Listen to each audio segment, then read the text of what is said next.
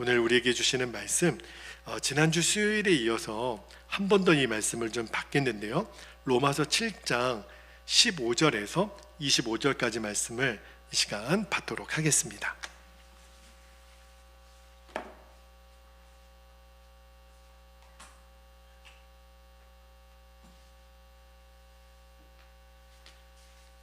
자, 한 절씩 교독해서 읽고요, 마지막 25절은 같이 읽겠습니다. 15절입니다. 내가 행하는 것을 내가 알지 못하노니 곧 내가 원하는 것은 행하지 아니하고 도리어 미워하는 것을 행함이라. 만일 내가 원하지 아니하는 그것을 행하면 내가 이로써 율법이 선한 것을 시인하노니 17절 이제는 그것을 행하는 자가 내가 아니요 내 속에 거하는 죄니라. 내 속 곧 내 육신에 선한 것이 거하지 아니하는 줄을 아노니 원함은 내게 있으나 선을 행하는 것은 없노라. 19절 내가 원하는 바 선은 행하지 아니하고 도리어 원하지 아니하는 바 악을 행하는도다. 만일 내가 원하지 아니하는 그것을 하면 이를 행하는 자는 내가 아니요 내 속에 거하는 죄니라. 그러므로 내가 한 법을 깨달았노니 곧 선을 행하기 원하는 나에게 악이 함께 있는 것이로다. 내 속사람으로는 하나님의 법을 즐거워하되 내 지체 속에서 한 다른 법이 내 마음의 법과 싸워 내 지체 속에 있는 죄의 법으로 나를 사로잡는 것을 보는도다. 오라, 나는 곤고한 사람이로다. 이 사망의 몸에서 누가 나를 건져내랴. 25절 함께요. 우리 주 예수 그리스도로 말미암아 하나님께 감사하리로다. 그런즉 내 자신이 마음으로는 하나님의 법을, 육신으로는 죄의 법을 섬기노라. 아멘. 하나님 말씀입니다. 자, 이제 로마서 강해가 이제 거의 절정으로 가고 있는 거예요. 로마서 8장이 제일 핵심적인 말씀이 되는데, 이제 7장 말씀의 이제 마지막 부분을 좀 다룰게요. 제가 지난주에도 본문은 같지만 지난주 설교 제목이 오라, 나는 곤고한 사람이로다. 24절에 바울의 탄식을 여러분에게 전하면서 우리가 붙들어야 되는 것은 성경의 약속과 진리예요. 그렇죠? 거기에 대한 목마름과 굶주림이 강하게 일어나기를 우리가 그렇게 간구를 했고, 사도 바울처럼 이제 나에 대한 절망, 정말 처음부터 어차피 내 힘으로는 안 되는 거였어요.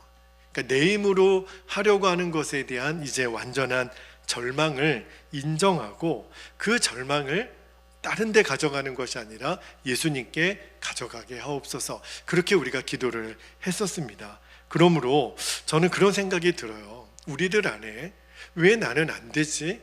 나는 하나님 말씀대로 사는 게 안 되지? 나는 왜 이렇게 저질이지? 아마 여러분도 이런 고민을 많이 하셨을 거예요. 그런데 거꾸로 생각해 보면 그런 내 안에 절망, 탄식이 있다라는 게요, 어떤 면에서는 건강할 수도 있어요.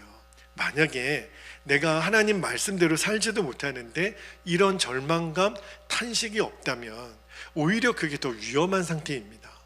내가 하나님 말씀대로 살지도 못하는데 목마름이 없어요. 굶주림이 없어요. 여러분, 사람은 밥을 먹어야 몸을 유지하는데 영적인 그 거식증에 걸려서 밥을 거부하게 되면 결국은 죽을 수밖에 없거든요. 영적으로도 내 안에 있는 이 절망, 탄식이 있다라고 하는 것 자체는 저는 영적으로는 그 안에 희망이 있다라고 보여요. 왜냐하면 그 갈망만 해결되면 되는 거잖아요. 자, 그렇다면 우리들 안에 사도 바울이 지금 고백하잖아요. 내 마음에 두 법이 싸우는데, 성령님께서는 우리 안에 성령님이 주시는 마음은 하나님의 뜻대로 사는 것이 즐거워요. 그러나 또 하나 나를 지배하는 법이 있는데 그 죄의 법이에요. 육신의 법이 자꾸 나를 사로잡으려고 할 때 도대체 이 갈등 속에서 하나님이 우리를 구원하시는 방법은 뭔가, 하나님이 일하시는 방법을 오늘 우리가 좀 주목하고 그것을 좀 나누고 기도하기를 원하는데, 결론부터 말씀드릴게요. 오늘 제가 설교 제목을 고치시는 게 아니고 바꾸시는 성령님을 주목하라 그랬는데, 여러분, 우리는요 가전제품이 아니에요. 하나님은 우리를 고장난 테레비, 고장난 세탁기처럼 고쳐서 다시 쓰는 계획이 하나님의 방법이 아니라, 하나님은 아예 바꾸시는 거예요. 나의 존재 자체를 바꾸는 거예요. 여러분, 우리가 다 그래도 제가 보니까 우리 교회 성도님들은요, 어렸을 때부터 성실하고 착하다는 이야기를 많이 들으셨을 것 같아요. 그렇죠? 아니에요? 진짜 성실하면은 정말 나 따라올 사람 없을 정도로 굉장히 성실하고 모범적이고 그런 성도님들이 우리 교회에 참 많으세요. 그 말은 뒤집어서 말하면 어떤 위험도 있냐면, 어지간한 일은 내 성실, 내 노력으로 거의 대부분 성취했던 경험이 있는 사람은요, 자꾸 그것이 내 안에 학습되어져서 조금만 어려운 일이 있거나 조금만 불편한 일이 있거나 그러면 나도 모르게 자동적으로 뭐가 발동되냐면 더 열심히 해야 돼. 더 열심히 해야 돼. 그래야 나는 인정을 받아. 그래서 기도도 더 열심히, 예배도 더 열심히, 전도도 더 열심히, 큐티도 더 열심히, 말씀 읽기도 더 열심히, 뭐 어떤 때는 금식도 하고 철야도 하고, 그죠?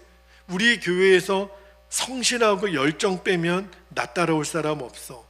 근데 우리 안에 어떤 절망감이 있냐면, 그래도 안 돼요. 그 노력이 내 혈기를 이기지 못하고, 그 노력이 나의 음란함을 이기지 못하고, 그 노력이 나의 열등감을 이기지 못해요. 나의 이 쓴뿌리 내 자아를 이기지 못해요. 그래서 우리들 안에 너무너무 속상함이 있습니다. 나는 안 되나? 나는 예수를 몇 년 믿었는데도 이것밖에 안 되나? 근데 여러분은 속상할지 모르겠지만 저는 차라리 나는 안 되나 이렇게 우리가 탄식이 나온다면 저는 그냥 잘 됐다고 싶어요. 왜냐하면 처음부터 내 힘으로는 안 되는 거였어요. 주님이 오늘 사도 바울을 통해서 우리에게 가르쳐 주시는 게 뭐냐면, 너의 힘으로는 처음부터 안 됐어. 너만 모르고 있었던 거야. 처음부터 너의 힘으로는 안 되는 거야. 여러분, 그래서 하나님의 방법은요, 우리를 고치시는 게 아니에요. 우리를 완전히 바꾸시는 거예요. 여러분도 그런 경험 해보신 적 있는지 모르겠는데, 저 같은 경우는 죄에 무너지고 혈기에 무너지고 음란에 무너지고, 정말 혼자 있을 때 은밀한 시간에 성도들이 이것을 보면 다 실망할 텐데, 그럴 때 너무 제 자신이 비참하잖아요. 그럴 때마다 주님 앞에 나아가서 기도하면 주님이 저에게 늘 하시는 말씀은, 준철아, 너가 죽어야 돼. 그리고 너는 이미 죽었음을 인정해야 돼. 그 응답을 거의 대부분 주시더라고요. 여러분, 사회에서 너무너무 죄의 질이 안 좋은 사람들, 진짜 중범을 저지른 사람들에게 가끔 사형을 언도하는 일이 요즘도 있더라고요. 실제로 집행하는 과정은 어떻게 될지는 모르겠지만, 사형을 내릴 때 여러분이 사형을 언도하는 판사가 됐다고 한번 생각해 보세요. 어쨌든 판사는 법대로 이 죄인을 집행을 해야 되잖아요. 그런데 여러분, 다음 날 판사가 피고 누구누구 사형 언도할 때 이미 마음의 준비를 아무리 한다 하더라도 그 밤에 잠을 제대로 못 잔대요, 판사들이. 왜냐하면 내가 판사라는 지위는 가지고 있지만 내가 한 사람의 생명을 끊을 수 있는 그러한 자격이 있는 사람인가? 그런 마음의 두려움과 어려움이 판사들에게 있대요. 그러나 그렇게 힘들어도 어쩔 수 없이 사형, 누구누구 사형 이렇게 내릴 수밖에 없는 것은요, 도무지 개선의 의지가 없는 사람, 이 사람은 더 이상 사람의 가치를 가진 거를 포기한 사람, 그런 사람일 경우에 사형을 언도하잖아요. 여러분, 그러면 하나님께서 저에게도 또 우리에게도 너가 먼저 죽어라, 너가 죽었음을 인정하라. 그러면 하나님이 어떤 언도를 내리신 거냐면, 마준철 너는 사형, 이렇게 지금 언도를 내리신 거예요. 뭘 말씀하는 거냐면, 저는 제 안에 제 노력으로 스스로 개선할 수 있는 여지가 눈꼽만큼 단 1%도 없는 사람, 그런 사람에게 사형을 내리는 거라 그랬잖아요. 하나님이 너 죽으라, 너는 죽었어, 이 말은 하나님의 입장에서 보면 우리에게 사형 선고를 내리신 거잖아요. 다시 말하면 우리에게는 노력해서 나를 바꿀 수 있는 여지가 조금도 없는 상태. 그거를 하나님 말씀하시는 거예요. 여러분, 만약에 내가 뭔가를 노력해서 애써서 나를 조금이라도 변화시킬 수 있다면 예수님이 십자가에서 죽으실 이유가 없죠. 너희들 노력해야 돼, 애써야 돼, 뭐 좀 문제가 생기면 30일 철야, 100일 기도, 이렇게 처방을 내려주셨겠죠. 그렇게 해서 변화될 수 있다면 그게 안 되는 거예요. 안 되니까 하나님이 선택하신 방법이 당신의 독생자 예수를 십자가에서 죽게 하신 거예요. 하나님이 보셨을 때는 저와 여러분은 구제불능이에요. 가능성 제로라는 거예요. 어떤 점에서요? 우리가 하나님의 말씀대로 사는 점에 있어서는 불가능한 존재라고 하나님이 보시는 거예요. 먼저 이 사실을 우리가 받아들이는가 그렇지 않는가가 굉장히 중요합니다. 우리는요, 여전히 어떤 마음이 있냐면, 나는 저런 악질 죄인하고는 달라요, 목사님. 나는 굉장히 교양이 있어요. 내가 수준이 있는 사람이라고요. 내가 이래봬도 무슨 데 나온 사람이에요. 내가 공부도 많이 했어요. 1등도 해봤어요. 여러분, 우리들 안에 자꾸 그런 어떤 내 의, 내 노력, 그것으로 인해서 내가 0.1%도 가능성이 없는 죄인이라는 것을 인정하기가 어려운 거예요. 하나님이 우리에게 내려주신 처방이 뭐죠? 죽음밖에 없어요. 마준철, 너는 사형. 우리 자신에게 연연해서 뭘 해결해 보려고 애를 쓰면 애를 쓸수록 우리는 점점 아무것도 이루어내지 못합니다. 그래서 하나님이 선택하신 방법이 뭐냐면 우리를 고치시는 게 아니에요. 완전히 바꾸는 거예요. 어떻게 바꾸는 거죠? 이제는 준철아, 너는 너가 너의 인생의 주인이 되어서는 안 돼. 너의 주인은 이제 예수님이야. 그렇게 바꾸는 거예요. 여러분, 내가 내 인생의 주인이 되니까 자꾸 노력하는 거예요. 그러나 예수님이 내 안에 주인 되시면 이제는 진짜 성경이 약속하신 말씀대로 사라지는 일이 나타납니다. 우리는 예수님을 믿는다고 그래요. 그런데 말씀대로 사라지지 않는다면 이유는 하나밖에 없습니다. 내가 여전히 내 삶의 주인인 거예요. 여전히 뭔가를 노력해서 이루어야 돼요. 그러지 않으면 내가 용납이 안 되는 이 마음, 여러분, 성경은 말합니다. 아니라는 거예요. 애초에 내 노력으로 되어져서 되는 문제가 아니라는 거예요. 지금보다 여러분들이 10배 노력한다고 되어질까요? 성경은 아니라는 거예요. 거꾸로 내가 지금보다 더 10배 나쁜 사람이었어도 상관없다는 거예요. 변화는 처음부터 내게 달려있는 문제가 아니라 예수님에게 있다는 것을 여러분들이 꼭 기억하시기를 바랍니다. 정말 우리에게 있어서 변화된 삶은 노력으로 되어지지 않아요. 하나님의 은혜로 되어지는 겁니다. 근데 우리는 자꾸 착각하는 것 중에 하나가 구원받은 것은 은혜로 되었지만 변화된 삶, 성화라고 하죠. 점점 거룩해지는 것은 내가 뭔가를 노력해서 되어진다라고 생각해요. 그러니까 자꾸 내 안에 좌절과 모순이 있는 거예요. 사도 바울이 오직 했으면 오라 나는 곤고한 자로다. 그죠? 여전히 내가 내 인생의 주인이면서 하나님 말씀대로 사는 거는 애초에 불가능한 일이라는 거예요. 자, 그렇다면 여러분, 나는 어떻게 변하나? 하나님이 우리에게 주시는 변화는요, 점진적으로 되어지는 게 아니라 단번에 되어집니다. 한순간에 변화돼요. 우리 감리교회 창시자였던 우리 요한 웨슬레이 목사님도요, 그 올드스 게이트에서 회심할 때도 단번에 그가 뒤집어졌잖아요. 성령님을 체험하고 그가 위대한 전도자가 됩니다. 놀라운 승리가 웨슬레이 목사님에게 임하죠. 나 같은 죄인 살리신 그 존 뉴턴, 그 노예 상인이었던 그도요, 단번에 회심하고 목사가 되잖아요. 한 번에 이루어졌어요. 여러분, 삶은요 이렇게 달라집니다. 어제의 내와 오늘의 내가 완전히 달라져요. 그러니까 조금씩 달라지는 게 아니라 그리스도 예수 안에 있는 자에게는 완전히 달라지는. 자, 이제 그러면 내가 달라지는 거는 어떻게 하는 건가? 지금 로마서 1장부터 7장까지 여러분에게 줄기차게 외쳤던 것, 우리가 변화해야 되는 영적인 원리의 핵심이 뭐라 그랬어요? 나는 예수님과 함께 죽었습니다. 그리고 예수님이 내 생명이 되셨습니다.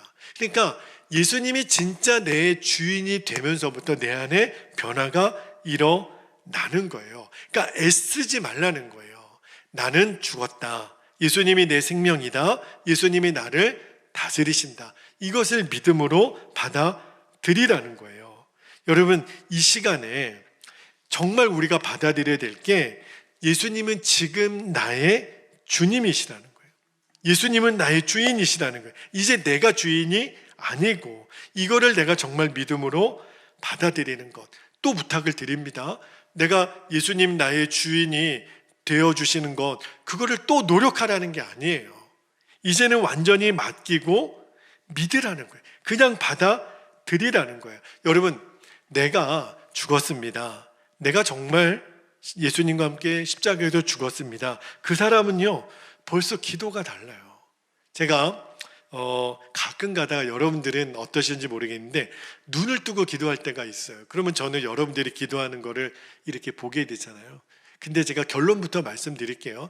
여러분, 하나님은 이게 막 목에 핏대가 섰을 정도로 막 데시벨을 높게 해서 기도해야 하나님은 더 잘 들어주시나요? 조그만 목소리로 기도해도 잘 들어주시나요? 사실은 목소리의 크기는 그렇게 크게 상관없습니다. 하나님은 다 들으세요. 우리들의 작은 신음에도 들으시거든요. 제가 기도할 때 우리 성도님들에게 부탁을 드립니다. 기도할 때 나는 죽었습니다. 예수님이 나를 다스리시는 그 분의 기도는요, 그 기도 소리가 크지 않아도 벌써 기도 시간에 뭔가 이렇게 너무 편안한 얼굴, 막 미소가 살짝 띄어져 있고 뭔가 편안해요. 근데 여전히 주님께 완전히 맡기지 못한 분들의 기도를 잘 보면 죄송해요, 정말 얼굴이 오만상이에요.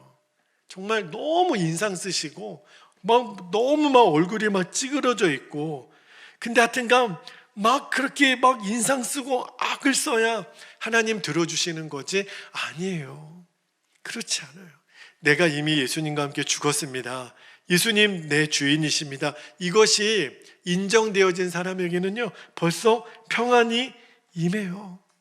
인상 쓰지 않아도 돼요. 여러분, 그렇게 심각한 얼굴로 기도하지 않아도 돼요. 대표 기도할 때도 마찬가지예요. 저는 우리 성도님들의 기도가 너무너무 은혜가 돼요. 그런데 이왕이면 그렇게 심각한 얼굴로 기도 안 했으면 좋겠어요. 그냥 웃으면서 그렇게 기도하셨으면 좋겠어요.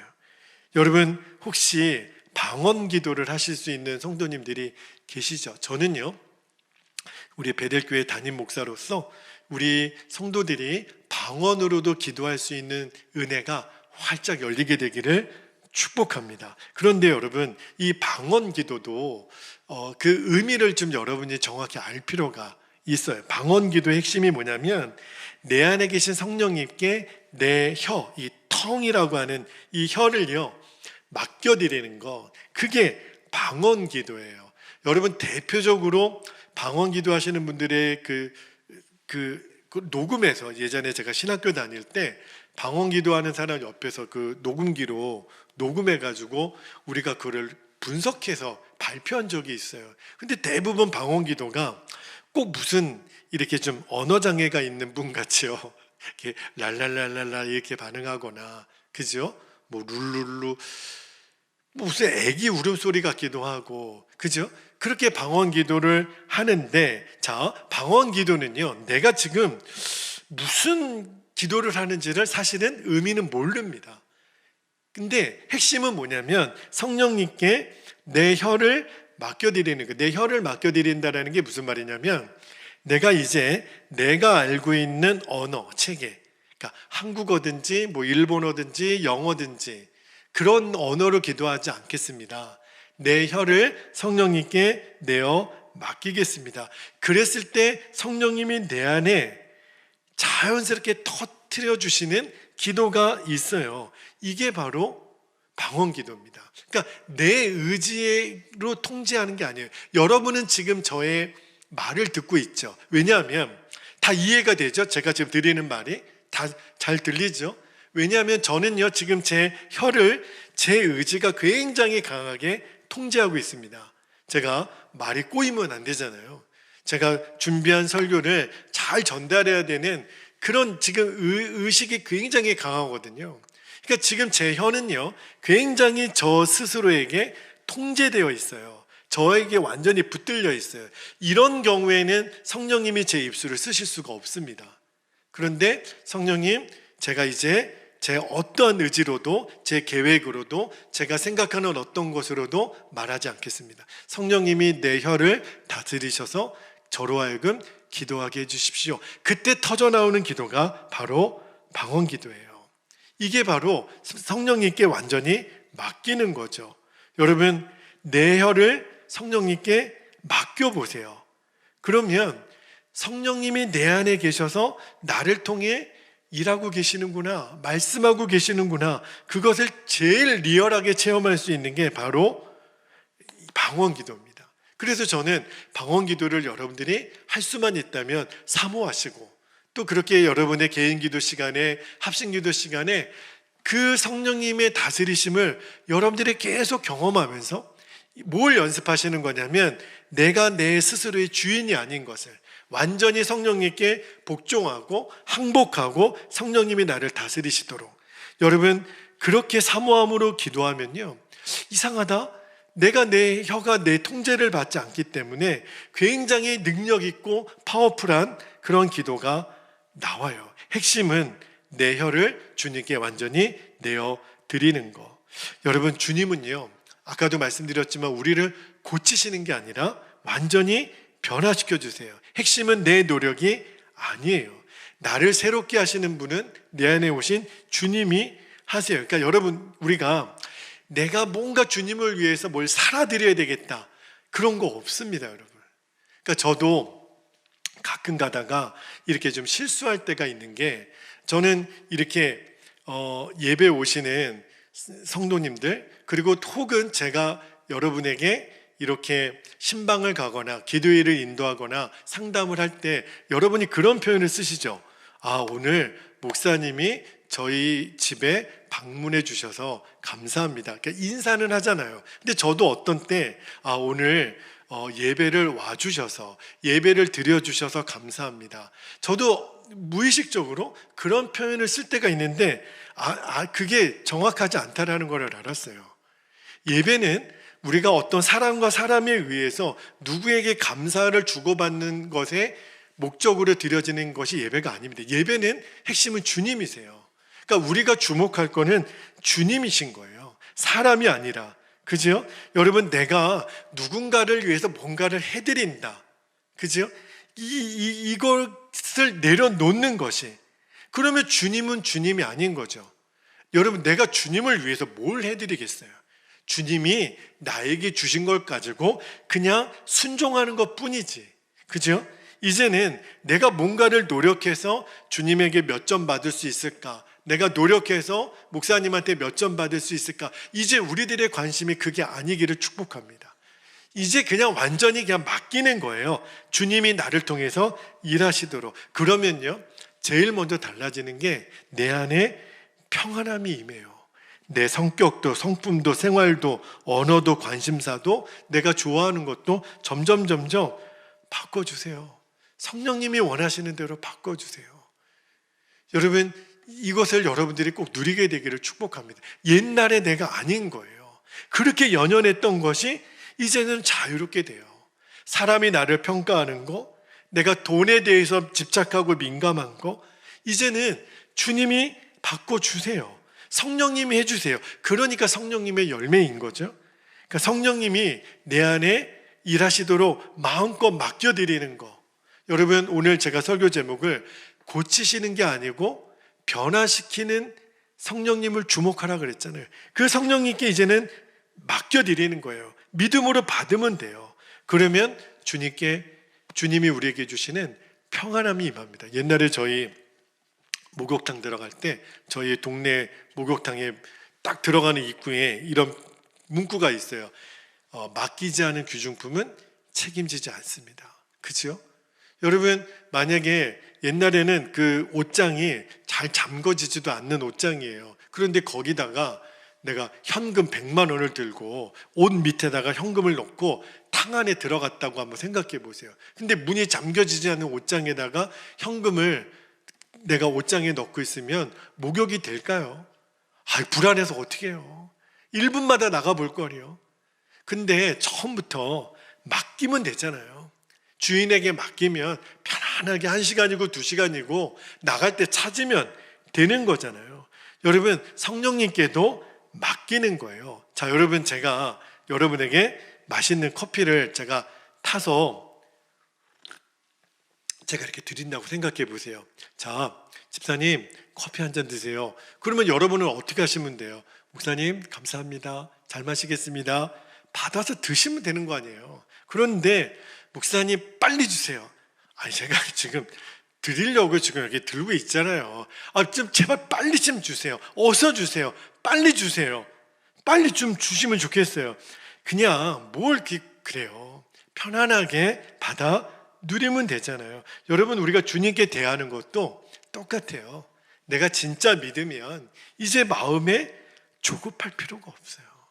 제가 이 익산에 내려와서 제일 많이 다룬받은 부분 중에 하나가, 제가 굉장히 안정지향적인 사람, 그죠? 도무지 변화를 잘 못하는 사람, 그런 성품의 사람이에요. 그러니까 뭔가를 이렇게 시도하지 못하고 뭔가 조금만 어려운 일이 있으면 두려움이 굉장히 먼저 느껴지는 사람, 돈에 굉장히 약하고 뭔가 사람에게 되게 약하고, 그런 제 연약한 성품을 저희 아내가 잘 알고 가족들이 잘 알아요. 그래서 익산에 내려오면서부터 저 안에 있는 연약한 성품이 있다는 것을 알기 때문에, 근데 이 성품이요 불신하고 연결되어 있다는 것을 알았어요. 근데 왜 두려워하지? 왜 상황이 이렇게 두렵지? 사람이 왜 이렇게 두렵지? 하나님이 안 믿어지니까. 그죠? 믿어지는 사람의 특징이 뭐냐면 평안한 거예요. 어떤 어려움이 있어도, 어떤 사람의 말을 듣더라도 그냥 내 영혼 평안한 거죠. 주님이 하실 거니까. 그죠? 그래서 이제는 기도 시간이, 여러분, 저는 우리 성도님들이 기도 중에 그런 체험도 한번 하기를 원하는데, 정말 목사님이 안수 기도를 하거나 그러지 않아도 그냥 또 이상하다? 이렇게 기도하고 있는데 성도님이 안 보이세요. 그래서 제가 가까이 갔더니 이 의자에 두루 누우셨어. 주무시나? 근데 뭔가 막 손을 들고 막 이렇게 기도하시는 거예요. 근데 쿠션이 있어서 우리 교회 의자가 되게 좋아요. 근데 딱 보니까 이분이 지금 주님 안에 너무나 평안한 안식을 누리고 있구나. 그러다가 코를 골면 좀 문제가 좀 되긴 하겠지만, 그죠? 근데 저는요, 그런 체험도 여러분이 좀 하셨으면 좋겠어요. 왜냐하면 기도 시간이 너무 편하니까. 진짜 갓난아기가 엄마 품에 안겨서 새근새근 잠자는 얼굴, 우리가 상상만 해도 너무너무 편안하잖아요. 그렇듯이 기도 시간에 내가 주님께 완전히 맡겼기 때문에 내 마음이 너무 평안한 거. 여러분, 이제 우리가 새 삶을 사는 원리를 나누는데, 자, 사도 바울이 24절에 말씀을 한 번 더 읽어드릴게요. 오라 나는 공고한 사람이로다. 이 사망의 몸에서 누가 나를 건져내랴. 여러분, 왜 사도 바울이 이 고백을 하냐면 자꾸 내 자신에게 매이니까 아무것도 안 된다라는 것을 바울이 깨달았다는 거예요. 그런데 그 분위기가 갑자기 바뀝니다. 25절 말씀 앞부분만 읽어드릴게요. 25절 앞부분에 우리 주 예수 그리스도로 말미암아 하나님께 감사리로다. 아니, 나는 공고한 자라고 해놓고 갑자기 감사기도로 바뀌어요.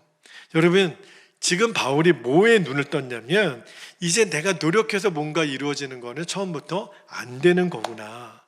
이제 주님이 하실 것에 대한 내가 믿음의 반응을 드리니까 감사하리로다. 주 예수 그리스도로 말미암아. 왜냐하면 주님이 하실 거니까. 그래서 이제 로마서 8장으로 이어지는 거예요. 여러분, 예수님 내 안에 계시는데도 실제로 예수님은 내 주인이신데 여전히 내가 주인 노릇하고 있으니까 예수님이 역사를 못 하시고 계시는 거구나. 그런 모순이 있었다라는 것을 지금 바울이 깨달았다라는 거예요. 이제 우리가 해야 될 일은 진짜 예수님이 저와 여러분의 주인이신 것. 나는 할 수 없지만 주님은 하십니다. 이제 모든 초점은 내가 되어서는 안 돼요. 내가 만족하지 않으면 안 되는 게 아니라 이제는 주님이 원하시면 내가 순종하는 것. 내 모든 포커스는 주님께 맞추겠습니다. 그 눈이 열린 사람이 이 로마서 8장을 이제 붙잡게 되는 거예요. 로마서 8장은 너무너무 놀랍습니다. 제가 매일 새벽마다 로마서 8장을 1절부터 39절까지 한 번씩 계속 암송하고 또 암송하고 잊어버리지 않으려고 매일 하루에 몇 번씩 로마서 8장을 암송을 해요. 다 암송을 했어요. 시간이 되면 여러분에게 암송한 거를 읽어드리고 싶지만, 그러나 이 로마서 8장 한 절 한 절을 읽을 때마다 주시는 은혜가 얼마나 놀라운지, 내 힘으로 사는 게 아니구나. 성령님으로 산다는 것, 정말 내 안에 변화된 삶으로 바뀌어지는 게 가능한지, 성령님 그분이세요. 성령님이 내게 실제가 되어질 때부터 성령님이 나를 바꾸어 가시는구나. 내가 나를 보고 놀라게 되는 거예요. 여러분 꼭 기억하셔야 돼요. 예수님으로 이제 변화된 삶을 사람의 특징이 뭐냐면 이제 자꾸 자신을 드러내도 괜찮습니다. 왜냐하면 내 스스로가 변화되어서 이제 예수님처럼 이제 이렇게 꾸미는 사람은요, 감추고 살아야 되지만 이제 우리는 누구를 그 속으로 끌어들이지 못하는 그런 어둠 속에 살 필요가 없어요. 우리는 자꾸 모순 속에 예수님 내 안에 계신데 감추고 또 다른 사람 접근하지 못하도록. 왜냐하면 내가 보는 나와 다른 사람이 보는 내가 너무 다르니까. 그런데 여러분, 우리가 약속받은 복음이 뭐예요? 이제는 우리는 감추고 꾸미고 사는 사람이 아니에요. 오히려 드러내는 거죠. 복음은 우리에게 드러내라는 거예요. 왜요? 더 이상 내가 사는 게 아니니까. 내 안에 예수 그리스도가 사는 거니까.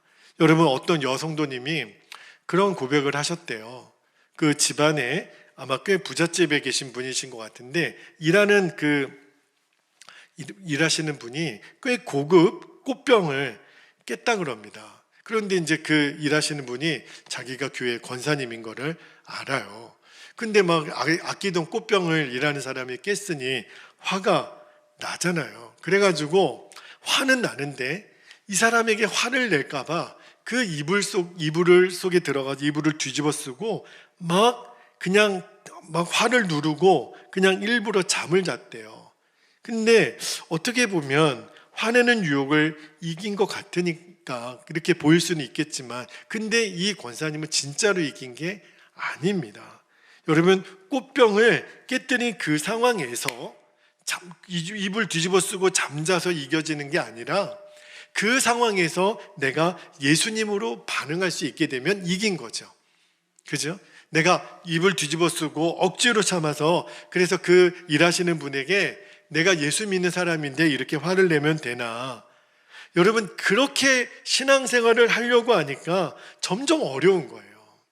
나 스스로 나를 정말 너무너무 코너에 몰아가는 거예요. 이게 무서운 율법주의가 되고, 우리는 그렇게 되면 기독교를 종교로 믿는 거죠. 끊임없이 내 자신을 괴롭히는 거예요. 여러분, 예수님을 그렇게 믿으면 평생 우리는 내 스스로 자유함을 누리지 못합니다. 감출 이유가 없어요. 난 죽었으니까. 이미 예수님이 내 안에 주님이시니까 다 열어봐도 돼요. 이게 바로 하나님이 우리에게 허락하신 복음이에요. 그게 뭐죠? 성령으로 사는 거예요. 이제는 내 안에 성령님이 역사하시고 나를 움직이시고 말씀하시는 분은 성령님이시구나. 그 성령님을 우리에게 주시려고 예수님 보내주신 거잖아요. 여러분, 이제 말씀을 마무리할게요. 우리가 깨끗하고 성실하고 믿음 좋은 삶을 살도록 노력하는 것과 완전히 다른 차원의 이야기를 이제 로마서 8장에 여러분과 좀 나누려고 합니다. 그러니까 로마서 8장을 하기 전에 이 7장을 우리가 반드시 통과해야 되는 게 로마서 7장과 8장은 완전히 상반되는 거예요. 7장의 핵심은 뭐예요? 내 노력으로는 안 된다. 이거 하나 가르치려고 지금 로마서 7장이 기록된 거예요. 그러니까 내 힘으로 바로 살아보려는 거는 안 된다. 그래서 저는 오히려 오라 나는 공고한 자로다 이 탄식이 있는 성도들이 더 반가워요. 왜요? 우리의 절망이 이제 진짜 주님이 일하시는 출발점이 될 수가 있으니까. 성령님 그분이세요. 이제 우리가 다음 주 수요일에는 우리 선교팀과 함께 예배를 드리겠지만 그 다음 주에 로마서 8장을 정말 깊이 한번 읽어보려고 그래요. 정말 성령님이 내 안에 어떻게 역사하시는지 그 한 절 한 절 말씀을 통해서 정말 나를 고치시는 게 아니라 바꾸시는 그 성령님을 주목하게 되는 일이 저와 여러분에게 더 눈이 띄어지게 되기를 축복합니다. 이제 우리 함께 기도하겠습니다. 두 가지 기도 제목을 붙잡고 오늘도 우리가 간절히 기도하기를 원합니다. 첫 번째 기도 제목은요, 나의 변화는 노력으로 되어지는 것이 아니라 내 안에 주인 되신 예수님이 이루시는 것을 확신하게 없어서. 여러분, 나는 나를 못 바꿔요. 예수님께는 나를 바꿀 사람이 없습니다. 주님이세요. 주님이 나를 바꾸시는 것을 믿어야 합니다. 두 번째, 나의 절망을 주목하지 말고 나를 통해 성령님께서 마음껏 일하시도록 이제는 나를 내어드리는 일부터 시작하게 하옵소서. 여러분, 나를 드러내는 일을 이제 두려워하지 않으셨으면 좋겠어요. 내 스스로 나를 얽어매셔서는 안 돼요. 주님께 나를 드리십시오. 성령님, 나를 통해서 마음껏 일하여 주십시오. 우리 두 가지 우리의 기도 제목을 붙잡고 주님의 이름을 간절히 부르신 후에 통성으로 기도하겠습니다. 주여